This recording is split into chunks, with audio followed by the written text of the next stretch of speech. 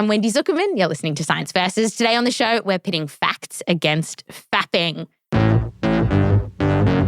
That's right. With No Nut November just around the corner, we thought it was a great time to ask, what are the benefits of saving your seed and not ejaculating?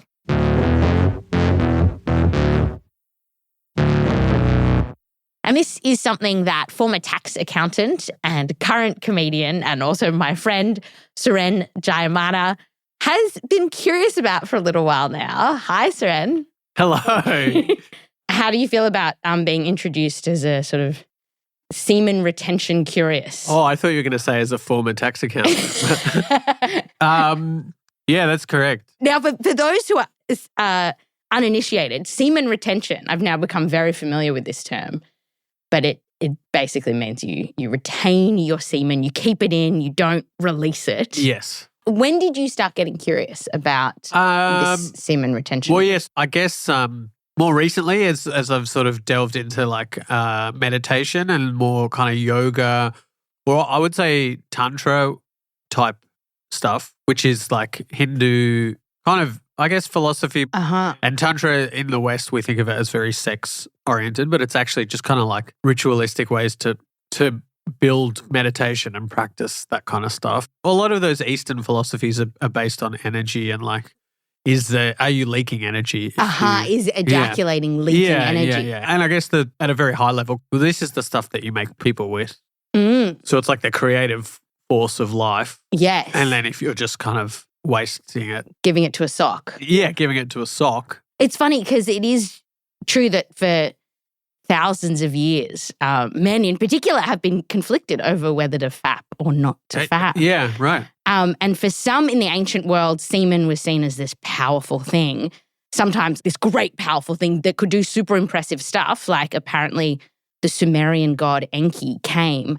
And that's how we got the Tigris and Euphrates rivers. Yeah, okay. And but then on the other hand, it's like this conflict that we've had for so long, because then you've got Hippocrates and Taoist mystical practitioners, and then the 18th century, you've got philosophers, and the 19th century, you've got American doctors, all on team cockblock, saying that things like masturbation and losing your semen weaken a man's body and brain. It is quite funny actually throughout history how much it's like all these big thinkers, and it's occupying a lot of space. Yeah. And a lot of these ideas are still out there. Yeah. When you go online, and it was very interesting, there are just loads of guys out there. Loads is probably the wrong word. You don't want. Or is it the right word? Who are kind of talking about their journeys into this world and how excited they are about being able to retain their semen and how you could come along on the journey too. Okay. How to start semen retention. All right, guys. Bruh, these are the results of 1 month of semen retention. We're gonna make it into the end of this year. No sex, no porn, no masturbation, none of that. I ended up relapsing on day 96, but I'm 14 days clean. So guys, I just reached 1 year of semen retention. Yes, I didn't bust a single nut in over 1 year. The theme that's emerging there is there almost sounds like it's like Alcoholics Anonymous. Or it's like Wankers Anonymous. Yeah. Yeah. It's been 16 days since my last fap. And you can watch video after video of folks who are really struggling but want to keep this going. And I ain't gonna even lie, bro. I was so distraught. I was just moving around. Like, I was just so frustrated. And I'm like, man, I just wanna jack my dick off right now, man. But I know the perks that come with semen retention. Because the perks that come with not coming are apparently amazing. I mean, you hear guys saying that mentally you just feel you like your best self. Yeah, great. Bro, I became a beast. I feel more confident, I feel more energy, I feel more magnetic. Bro, your energy gonna be insane. And you could do 100 push-ups, an ab workout, do whatever the fuck you want with so much energy. And you're not gonna have any anxiety or stress. And it's not just your mind, but all through your body. People say they are feeling these benefits. Higher testosterone, better libido, better erections. Your skin glows. Your voice gets deep. That's pretty good. Right? On top of all of this, some say that when you do eventually decide to jerk off, the sperm coming out of you is going to be like out of control, best quality sperm Really? you've ever produced. See, that was something that I would think would be the opposite. And there's actually, I was sort of surprised, but do I want to call it groundbreaking science on this? I think I do. Yeah, okay. I think I do. Yeah. On the flip side, there are other people who are then saying it's actually risky to not ejaculate. Okay. So one headline screamed, "Doctor issues warning against men taking part in No Nut November." Another says, quote, "Shocking research shows what happens to your body if you stop masturbating forever." Oh, okay. Yeah, forever. Yeah. That's a lot. These people are counting up from 0. They're not counting back from infinity. See, that's the accountant in you. Yeah. Right. So today on the show, we are going to find out, one, if you stop ejaculating for a period of time, does it bump up your testosterone, improving your mind and body, making you feel like a beast? You were very excited about that idea. Yeah, I like that idea, yeah. 2, will it boost the quality of your sperm? And 3, are there any risks to holding it in? Okay. And I do want to say that some folks who practice semen retention do it to break what they call an addiction to porn or sex. And we're not going to get into that too deeply into this episode because we've got enough to cover. We've got enough to cover. Great. So when it comes to semen retention, there's a lot of folks saying, Bro, I became a beast. But then there's science. Beautiful. All right. You're not coming up after the break. Do you know when I wrote that? That one was written. That one was written. And I didn't realize how awkward, I almost wasn't going to say it. And then I was like, say it. I wish you didn't look at me in the eyes, to be honest. But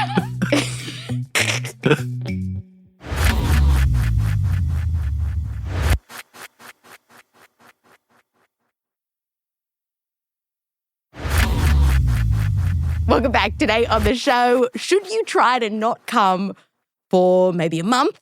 Give No Nut November a go. I'm here with comedian and semen retention curious. Yeah, let's say that. Yeah. Yeah. Suren Jayemanne. Also, No Nut November, I'm like, because as an anaphylactic, I thought that was something completely different. I thought that was a different thing altogether. You never heard of No Nut November? No, but I thought it was like, let's raise awareness about allergies, guys. I just thought everyone knew No Nut November, where you don't ejaculate for November. Okay. That's the idea. Makes sense. Should you do it? Yep, I get it. My first question was a fairly naive one. I asked it to Justin Dubin, a urologist and andrologist at Memorial Healthcare System in Florida. What's the FAP in NoFap? See, you got to be deep in the internet for some of this, this stuff. And fortunately, I have had the time. Bring me in. Put me in, coach. FAP is this idea of masturbation, or FAP is like the noise that you make when you masturbate or have sex, right? Got it. I knew FAP meant masturbation, but I didn't know it was the noise. Yeah, neither did I. Justin, our urologist, being deep in the internet several years ago, he started noticing a lot of stuff on social media about the benefits of not ejaculating. And so he asked his mentors, hey, did you ever hear of this thing called semen retention? It's all over the internet. And they're like, no. And these are guys who have been in the game for 30 years, right? No one knew what the hell that was. And I was like, we got to look into it. So he does. Justin starts this study where he and his colleague basically scroll TikTok and Instagram, looking at how many people are talking about this and exactly what are they saying. And there was just so much stuff out there that Justin said he was actually quite overwhelmed. Oh, I was going crazy. I was watching hours and hours and hours of these videos. I was texting my friends and my colleagues at the time. I was like, man, I think I got to go see a therapist. And by the way, they weren't just looking at semen retention. They were also looking at other men's health topics like male infertility and erectile dysfunction. All of us were surprised to see that by far, semen retention was the most popular topic being talked about, with over 1 billion with a B views. Wow. Really insanely popular. And by far, the data, which was semen retention, was the least accurate. Really saying something, right? Yeah. But I guess that makes sense because if these doctors in that field haven't heard of it, who's been doing the science? Who's talking about it? Yeah, Justin said it was a lot of young guys. Yeah. So, all right. So we're going to give some accurate information about semen retention. Great. Starting with, can it bump up your testosterone and make you feel amazing? And so over and over again online, you see people quoting this one study to supposedly prove this point, that if you hold on to your semen, you don't ejaculate, it'll bump up testosterone. And here's what the study did. I love that researchers did this study. They got 10 men to have a wank, to orgasm, at precisely 4:30 p.m. on the first day of the experiment. Okay. Then the men were told to abstain from any type of sexual activity for the next 20 days. How do you think you'd go? 20 days? Yeah, fine. Probably. Yeah. I feel like it would probably be out of my hands a little bit. Right. If, It's very much in your hand. Oh, yeah. True. I mean, 20 days without masturbating, I think I could do. Yeah. So on day 21, they come into the lab. Oh, literally. They got to masturbate. And throughout this experiment, like on day 1, day 21, before and after the wanks, researchers are measuring their testosterone levels. They also asked the men about their levels of sexual arousal. Uh-huh. And so what did they find? After no fapping for 20 days, the men were more aroused. They also said that once they had an orgasm in the lab, it felt more intense and it was longer. Okay. So it was sort of like a better orgasm. Yeah. Which Justin says checks out. I think it makes sense. I think if you are, it's the anticipation buildup. Delaying pleasure can be pleasurable. Yeah, it makes sense. It's sort of like if you eat Thai food every day of the week. Yes. But if you go 20 days without eating Thai food, you'll fucking love. Can I swear? Yeah. You will love that. On our semen retention episode, I will have to mark this Like the pad explicit. Thai will be. I feel a bit sad that I've just compared Thai food to having a jizz. No, but absolutely. You have that Thai food every day. Yeah, you're not going to enjoy it. Yeah. Exactly. So then the question is, of course, what was happening to the testosterone? Okay. So generally speaking, the testosterone levels didn't change throughout the entire experiment. The researchers wrote baseline testosterones were, quote, similar before and after abstinence.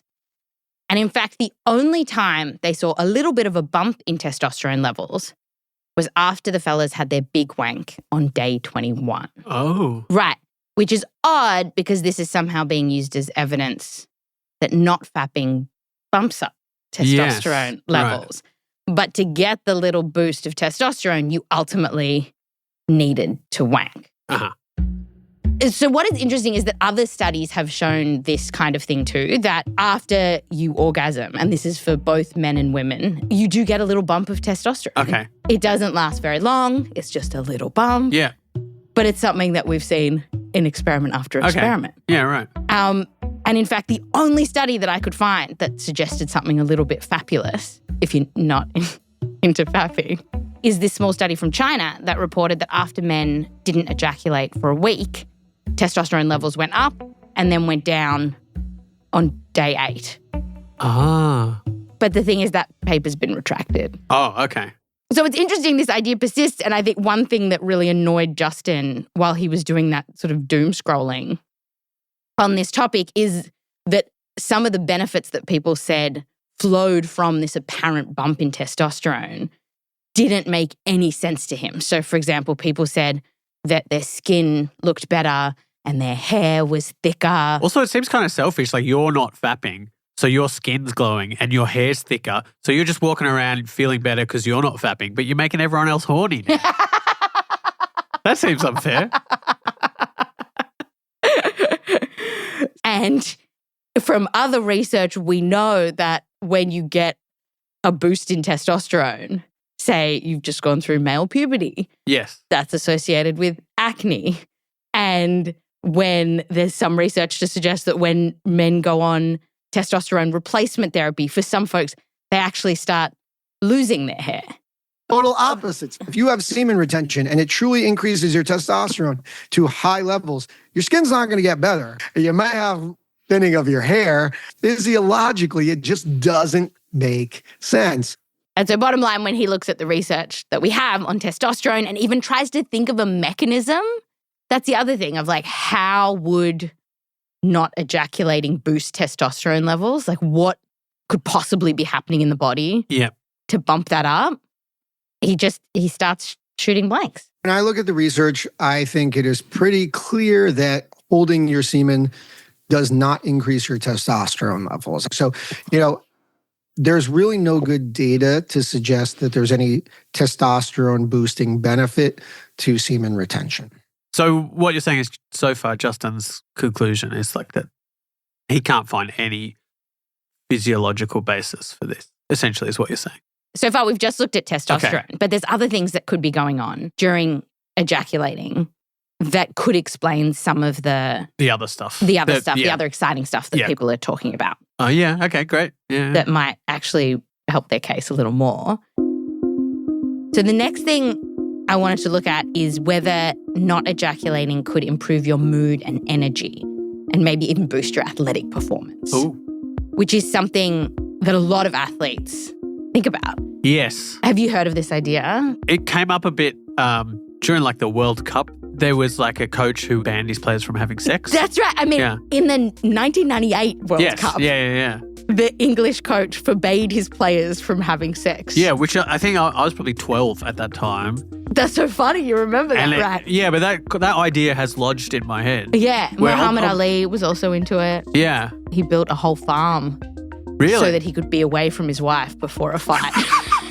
So could it be true? And the thing is, when you orgasm, it can lead to a rush of hormones like oxytocin and prolactin, which can make us feel relaxed and lower our energy. Yes, okay. And so I asked Justin, so if you don't ejaculate, you don't get that sense of relaxation, which some may interpret as tiredness, you would therefore feel more energy. Potentially, but here's the weird thing, right? Like, it's only in the moment. It's not like it's lasting for hours or anything. A lot of your listeners, have ejaculated. I think so. It's not like you're like, oh God, I have no energy for the rest of the day. Yeah, that's true. Right. I guess, but you do sometimes feel like ready for a nap. Yeah. I feel like. Yeah. And so there have been studies that have actually looked at this in terms of sports performance. Uh-huh. So, for example, there's this research that basically gets guys, I think it's all men in these studies, that tells them like not to have sex the night before. And then they'll test whether they can lift more weights or cycle faster. Okay. Or my favorite, test their grip strength. Oh, yes. Yep. And so I asked Justin, what have these studies found? Most studies do show that there is no impact of sexual activity on athlete performance. It doesn't affect it. Does not impact athlete performance. I'm surprised, but maybe just because of 1998 World Cup, that's like lodged in my brain. But it does, and maybe, it's like I've just been making excuses. But sometimes I'll have a big gig and I've created this narrative in my head that I shouldn't have an ejaculation before a big gig. So, right. Yeah. I would have once had an ejaculation and then gone to a gig and then it didn't go well. Yes. And in my head, I've just created a narrative now that like I wasn't glowing enough on stage. My hair looked too frail. Your energy, you'd wasted your seed. Yeah. You wasted your energy. Yeah. There is one sort of exception to this idea that perhaps it doesn't matter, that maybe might make you feel better about your thinking around gigs. Okay. Except if you're having sexual activity within 2 hours of the event, which kind of makes sense, right? That kind of makes sense. How you're tired, a little bit lower energy, and also you're straining yourself. You're exhausting your muscles. You're exerting yourself. So people could actually be just tired from the exertion of having sex and you're trying to perform. And so the study, Justin's actually referring to one particular study. It was a study of 15 male athletes randomly assigned to have sex and ejaculate or not have sex. And then 2 hours later, they basically had to go on this like fancy exercise bike and ride as hard as they could go while their heart rate was being measured. Now, interestingly, whether they had sex or not, it didn't affect how hard they could go on the bike. But after, in the recovery phase, their heart rate was a little bit higher. Okay. And some of them said the exercise bike, even though they could do it, it was a bit tougher Yeah, wow. on Yeah, the right. sex days. So So 2 hours is the window. 2 hours, sure. But maybe it's relevant. Yeah, maybe it's relevant. 10 hours night before, you are absolutely fine. Okay. Is there a difference between an ejaculation solo versus with a partner? Great question. So hormonally, not really. So both when studies look at whether your prolactin, oxytocin, testosterone levels rise after sex versus after masturbating, they all see the same pattern. Yeah, okay. Okay. That like makes sense. oxytocin goes up, prolactin Yes. goes up, testosterone goes up. Yeah. So that was the closest I could find. Probably on a psychological level, it does make a difference. Yeah. I would imagine that people feel differently after after sex with someone else. Yeah. And just quickly, I also looked at whether abstinence can boost your mood. People talk about how it can help with depression, anxiety. And studies have looked into this. So one study compared 44 men who didn't masturbate for 3 weeks with guys that did. No difference in mood. But the no-fappers did feel more self-control on average. Yeah. There is this other study that looked at guys who were on a forum for trying to break pornography addiction. Okay. And in doing this, a bunch of them also tried to stop masturbating or orgasming at all. And they wrote these abstinence diaries that researchers then analyzed. And some men, they did really value this activity. So one 21-year-old said he did feel more happiness. And another wrote, I just feel on a deeper level with work, friends, pastimes. There have been waves of emotion, good and bad, but it's a great thing. Yeah. Which could be from just discipline in general. Like if you restrain yourself or restrict yourself from certain activities, that requires a level of discipline, I guess. It might not be the fapping itself. It's This is what I practice. think. This is what I think. And speaking to Justin and other researchers, it definitely feels like it's more psychological. Yeah, that makes sense. That you didn't like how much you were masturbating or orgasming, and now you've been able to control yourself, and that's why you feel better. But I do think in these forums, what they're getting wrong is they're kind of blaming what masturbating is doing in your body, blaming the physiology of like if you masturbate, it's sapping you from energy, hormones that you need, blah, blah, blah, when I think it is really more of a mental so there's no thing. evidence for that. I think that's where we're at. Yeah, great. Okay. I feel empowered and to return to my fap lifestyle.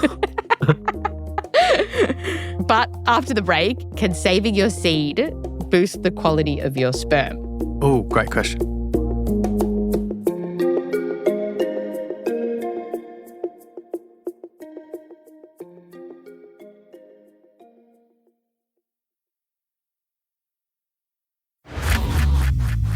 Welcome back. Today on the show, should you try to stop ejaculating for a month more? We've just learned it probably won't bump up your testosterone levels or give you more energy, but now we're finding out, can it boost your sperm quality? For this, we need Brent Hanson. He's a reproductive endocrinologist and fertility specialist at CCRM Fertility of Minneapolis. How many people's sperm have you looked at? Oh my gosh. Many thousands. I don't have an exact number for you, but we're talking in the thousands. Wow. So. Okay. Can you paint a picture of when you're looking at the sperm under the microscope? What's a sample that makes you really happy? That you're like, this is a great sample of swimmers. When as I'm still focusing the microscope, if I'm just seeing like, I almost view it as fish. Like you're thinking of like a pond with like fish in it and you're like, there's nothing but fish here. It's full of fish. You can hardly see the water. If all I'm seeing is like a swarm, that makes me happy. So the question is, how do we make Brent happy? Yeah. Right? We want to swarm. We want to swarm. How do we get the swarm? That's I love your question, but my real question is, is it true that they have like a little face that looks like your face? I thought that's where you were going to go. Like, what do you want to see? And I thought it was if I see that the face matches the surprise face. Oh no, he didn't switch the sperm at the last moment. Now, this question of how we get a swarm of fish swimming in our gunk. It's important because a lot of folks are struggling with fertility issues right now. Sperm counts have been going down. So could saving your seed and not ejaculating be the answer here? And Brent did this big review paper looking at this. And a big reason he did it is because when patients would say, we're struggling to have a baby, how long should I be waiting here before I come into my partner? He didn't have a great answer for them. And he thought, shouldn't we have a better understanding of this? Because it's so simple, You should be able to look at 6 hours, 12 hours, 24 hours, and 3 weeks and get a really good estimation of what is the optimal time. And it seemed kind of baffling to me that no one had really looked into that in quite some time. Right? It feels like, it doesn't feel like dark matter, Feels like something we should get a handle on. It's famously white. Sorry. But I know what you mean. This is an experiment that you would think would, no brainer. No brainer, right? So Brent and his team looked at more than 24 studies on how abstaining from ejaculating could affect various things related to sperm. And so I actually didn't realize how many different things can affect the quality of your sperm, but I asked Brent to list them. There are a lot. So concentration is one, the number of sperm per milliliter, the volume. Semen volume, that's just how much gunk is coming out in total. The liquid volume, yep. Can we not call it gunk? My editor said the same thing. You don't like gunk? No. Gunk is very derogatory. It sounds like it's waste. Oh, what do you think we should use instead? Semen? Yeah, to be it's scientific. Yeah. Anything else we could go for? Load. Jizz. Gunk creates, it's like waste. Yeah. Okay. Like gunk is, you get spray and wipe for gunk. You know what I mean? You want to be. But semen you might leave around for a little bit. Yeah, we don't want to add to the guilt around this. No guilt. That's right. Yeah. That's right. Okay. So looks at DNA of the sperm, pH of the sample, motility, how well the sperm are moving. Yep. Under the microscope, he can also look at the shape of the sperm. There are some that you just look at and it's double head, we're out. That's not normal. Double tail, same thing. It's if there's 2 of anything, we're done. That's not a normal one.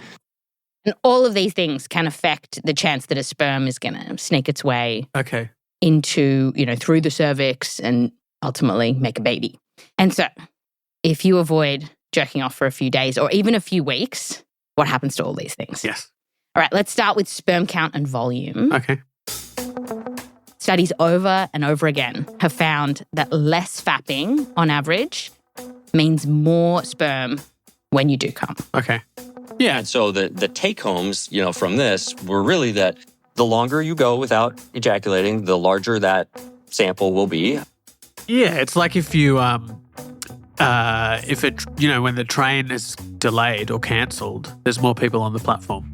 And that's basically it. It's like the semen is collecting in there, pipes are fuller. Yep. One small study calculated that for every day the men held on and didn't ejaculate, their sperm volume increased by around 12%. Oh, that's okay. Yeah, now that huge bump, it doesn't last forever. After 4 days of not fapping, the benefits get smaller and smaller. Okay. But still, no fappers are absolutely onto something here. But when it comes to the egg and sperm race, quantity is not the only game in town. Okay. Nice. Quality too, right? What's the point having a bunch of swimmers if they can't, reach the target? And studies have found, including one that looked at sperm samples from more than 2,000 men, that if you are looking at swimming in particular, so motility, fapping is your friend. So people who got off more tended to pump out better swimmers. Yes, okay. But the longer they've been waiting on the platform, the more frustrated they are when they get on the phone. Yes, okay. So to give you some more details about what frustration looks like to a sperm. Yeah. Now we're talking gunk. Yeah. After 4 days, it's a bit gunkier. Right. Yeah. So one way we can look at this is through DNA damage. Okay. And so when your sperm gets a little damaged, that can make it harder for that sperm to then go on to create a baby. Okay. And so let's look at what Brent found. So what did you find in terms of, does retaining your semen improve your sperm's DNA? Yeah, so what we found is that the longer the abstinence period, the more these kind of DNA, errors, so to speak, accumulate. Huh. Yeah, so the more time between busting a nut, on average, more DNA damage in the sperms. And this makes sense once you have a better idea of where sperm gets stored and made in the body. So basically, sperm are made in the testicles, and they're really happy there. The temperature's great. They got this blood testes barrier. So here's Justin again. Just like you've heard of the blood-brain barrier, they have the testis blood barrier to protect the sperm, right? I didn't know about this barrier. Yeah, right. And so it protects the sperm from a whole bunch of things like inflammation. Uh-huh. So they love it in there, love it in the testicles, but eventually the body's like, you've got to move on. And the spermies get pushed along to this wiggly, tightly coiled tube, which is called the epididymis. Okay. When it goes through your epididymis, which is where it actually becomes mature, it is no longer in that barrier that protects it. It's like high school, like a little high school for sperm. It's a bit stressful. Yeah, exactly. It takes on some additional stress. And that good sperm can develop some dysfunctional DNA. And when they're in the epididymis, they can get exposed to things like oxidative stress, other things that can damage DNA. Ah. But yeah, if you ejaculate more often, you're not hanging out in that place for longer. And then so I guess my question was, what is the optimum time to wait then? Yeah, great. And if you're trying to make a baby the old-fashioned way, like through sex, not rather than IVF, you need to balance quality and quantity. Uh-huh. So because if you are jerking off too many times, the quantity will go down. Yeah. And you still need numbers. It's still a numbers game. It's a numbers game. Hey, I'm a former accountant. If anyone understands that, it's me. Yeah. So Brent, the fertility specialist in Minneapolis, told me, like, basically as you're heading into that fertile window of your partner, they're about to ovulate. Yes. Try not to have ejaculated for, he says, 2 to 5 days. Okay. But for some folks, they have a lot of DNA damage in their sperm, which you can check by doing a test. Uh-huh. And for those people, he actually recommends just 1 day. Oh, okay. Because the Keep DNA clearing the pipes. Clearing the pipes Yes. faster. But as for this idea that, you want to be waiting weeks or months or, doing no nut November, Brent's like, I think if you're going beyond 5 days, certainly beyond 10 days, you're not doing yourself any favors. You will just be increasing the number of probably non-viable, non-motile, abnormally shaped sperm with high rates of DNA fragmentation because those will continue to accumulate and they don't get flushed. The question, though, it would be like if you probably have to have a few shots on goal, potentially, to get pregnant. That's exactly right. And because your partner's fertile window is really only around 5 or 6 days long each month. So the first one, you might have that gap of 2 to 5 days. Yes. But then if you want to have another once you're in the window, he says, go for it. He says, if you've got the question of once you're in the window, do I have sex or not? He's like, have sex. Yeah. But he also said that by the time people are seeing him in the clinic, it's so stressful. There's nothing fun about sex at that point. Yes. And he is saying to someone, you just have sex, whatever, can also be very stressful. Yeah, So okay. he wanted to give, Yeah, all right. give time for that. All right, our last question for the day, I asked Justin. So then, are there any risks to semen retention? I guess if you are not in the baby-making world, is it bad if you feel good about not ejaculating? Listen, if you're enjoying yourself, you feel good, you don't have to ever ejaculate. I don't really think that's a problem. And, people don't ejaculate for a long time, right? You have people who are not sexually active. They're asexual. Totally fine. Yes, because online you do see some quite hysteric headlines about the dangers of not ejaculating. Yes. And the one thing that people do point to, there's sort of one bit of science evidence for this, is around prostate cancer. Okay. Have you heard this? No, I haven't. No. There is some research suggesting that folks who ejaculate a lot have a lower risk of prostate cancer than those who ejaculate a little, but we're not really sure what's going on here. Okay. Prostate's big job is to help make semen. And so possibly by clearing out the pipes, you are clearing out potentially harmful things that could Yes, build up in okay. there. It's not a crazy idea, but both Brent and Justin aren't sure if the ejaculating is actually helping you to avoid prostate cancer, or perhaps if something else might be going on here. Okay. And it highlights that there have been other studies that do not find this connection. Yeah. So it's not very conclusive, is what we're saying. Yeah. Exactly. Much like masturbation, it's a bit messy. Yeah, okay.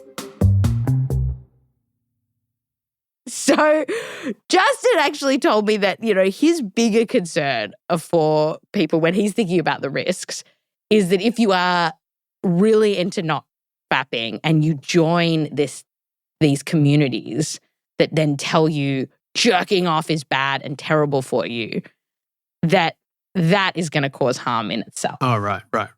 Here's the thing, right? A lot of these groups, you have to understand, create guilt. You can have guilt about wanting to ejaculate. You can have stress around not ejaculating. Yeah, and if you buy into this stuff online, that it is so bad to ejaculate, you can start to feel crappy about yourself when you start to feel horny or when you relapse, even using sort of language like that. And in fact, as a study found that people who hang out more on the NoFap Reddit forums tend to feel more shame, more worthlessness. Some even have suicidal thoughts after ejaculating. Okay, wow. Which is different because there's a lot of support groups out there for if you have cancer or various diseases, and studies tend to find the more time on these forums, the better people feel because they're sort of communing with each other, they're just sharing how difficult it is. So it's quite telling that in this case, it's kind of going the opposite. The opposite, yeah, that's interesting. Yeah, Justin says that totally makes sense. Of course. If someone's telling you online that you should not ejaculate because it's bad for you and you should, it's so funny because it's almost like in all these videos, it's like your whole day is thinking about just not ejaculating, which is which I'd go crazy about it. At worst, I did not know this before. I thought no fapping was all about sex and fapping. But on those forums, they kind of have got a little crazy, to say the least. Yeah. They are filled with misogyny, homophobia, anti-Semitism. Yes. It gets real dark real fast. But away from the culture of nofap, if you are interested in going for a month or maybe even more without ejaculating, Brent and Justin were very aligned on this. I think that the idea here is that you should not feel bad about doing things like ejaculating. If you don't want to ejaculate, don't ejaculate. It's okay to ejaculate a lot. It's okay to ejaculate a little. It's okay to not ejaculate at all. You're going to be fine. Do you want me to keep saying ejaculate a couple more times? Yeah, what he's trying to say is, are you the master of your domain? That's right. But yeah. How do you feel about your relationship with fapping at this point? Yeah, I like all of that. That I like the idea that there's no guilt around it, and that it can be healthy, but also everything in moderation. Do you think you're going to try No Nut November after this? Is this a challenge that after hearing the science, Probably not. you want to rise to?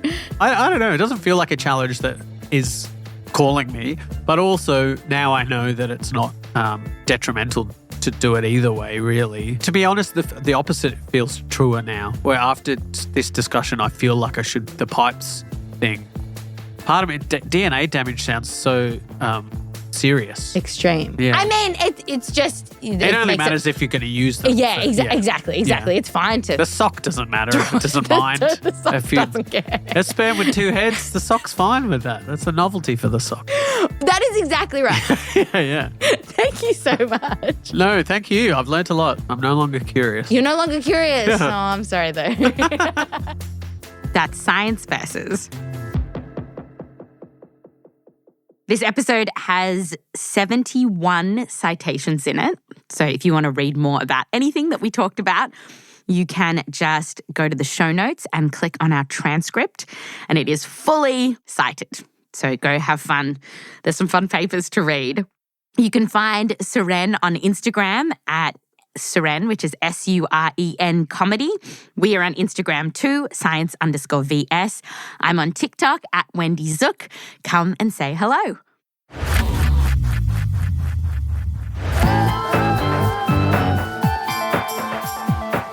This episode was produced by me, Wendy Zuckerman, with help from Michelle Dang, Meryl Horn, Rose Rimler, and Akedi Foster Keys. We're edited by Blythe Terrell. Fact-checking by Erica Akiko Howard. Mix and sound design by Bobby Lord. Music written by Emma Munger, So Wiley, Peter Leonard, Bumi Hidaka, and Bobby Lord. A big thanks to Joseph Lavelle Wilson and the Zuckerman family. Science Versus is a Spotify Studios original. Listen to us for free on Spotify or wherever you get your podcasts. We are everywhere. And if you like what we're doing, please tell your friends about us, share the love for the show around, give us a 5-star review. And if you are listening on Spotify, you can follow us and tap the bell icon so you get notifications when new episodes come out. I'm Wendy Zuckerman, and I'll fact you next time.